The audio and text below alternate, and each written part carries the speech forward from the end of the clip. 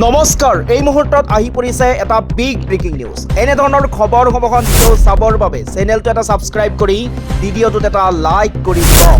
24 ঘণ্টা নহওঁতেই ৰকিবুল হুছেইনৰ আক্ৰমণকাৰীক চিনাক্ত কৰা হৈছে। ৰকিবুল হুছেইনক আক্ৰমণ কৰাক লৈ বিধানসভাৰ চৌহদত প্ৰতিবাদ কংগ্ৰেছী বিধায়কৰ। আক্ৰমণকাৰীক গ্ৰেপ্তাৰৰ দাবী জনাই বিধায়কসকলে ইয়াৰ মাজতে চিনাক্ত কৰা হৈছে ৰকিবুল হুছেইনৰ আক্ৰমণকাৰীক। বিধানসভাত আক্ৰমণকাৰী তথ্য দাখিল কৰিলে মন্ত্ৰী পীযুষ হাজৰিকাই।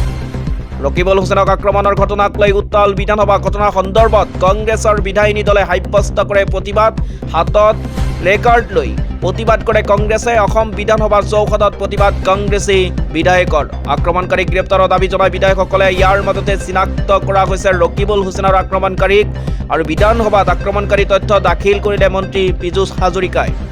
সাংসদ ৰকিবুল হুছেইনৰ আক্ৰমণ কৰা 9 গৰাকীকৈ আক্ৰমণকাৰীক চিনাক্ত কৰা হৈছে বুলি জনাই মন্ত্ৰীগৰাকী। আৰু সদনত মন্ত্ৰী পীযুষ হাজৰিকাই জনোৱা অনুসৰি আক্ৰমণকাৰীকেইজন হ'ল হাৰুণ, জামতুলা, হৰেজ বছিৰ কাছেম, ৰছিদুল আয়ুব আৰু টটকিয়ৰ খালেদ, মজিবুৰ আৰু জাহাংগীৰ বুলি চিনাক্ত কৰা হৈছে। আৰু এই তথ্য দাখিল কৰি মন্ত্ৰীগৰাকীয়ে বিধানসভাত কয় যে আক্ৰমণকাৰীক বিচাৰি অব্যাহত আছে আৰক্ষীৰ অভিযান। আৰু দোষী সাব্যস্ত হ'লে আক্ৰমণকাৰীৰ বিৰুদ্ধে উচিত ব্যৱস্থা গ্ৰহণ কৰা হ'ব।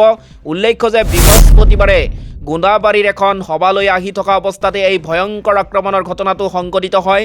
নগাঁৱৰ ৰূপহীহাটৰ ৰাজপথতে মুখত কলা কাপোৰ বান্ধি অহা দুৰ্বৃত্তই গুৰুলকৈ প্ৰহাৰ কৰে ৰকিবুল হুছেইনক। আৰু আক্ৰমণৰ সময়ত সাংসদগৰাকীৰ লগত আছিল তেওঁৰ পুত্ৰ তানজিল হুছেইন আৰু ৰূপহীহাটৰ কংগ্ৰেছী বিধায়ক নুৰুল হুদা।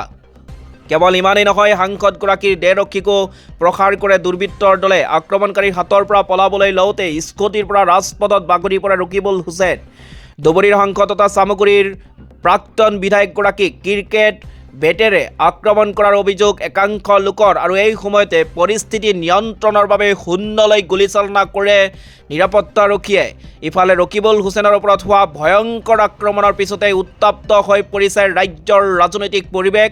বিজেপি কৰ্মীৰ বিৰুদ্ধে সাংসদগৰাকীক প্ৰহাৰ কৰাৰ অভিযোগ উত্থাপন কৰা হৈছে। ইফালে বিষয়টো সন্দৰ্ভত 9 বজাত বৈঠকৰ আহ্বান কংগ্ৰেছী বিধায়িনী দলৰ।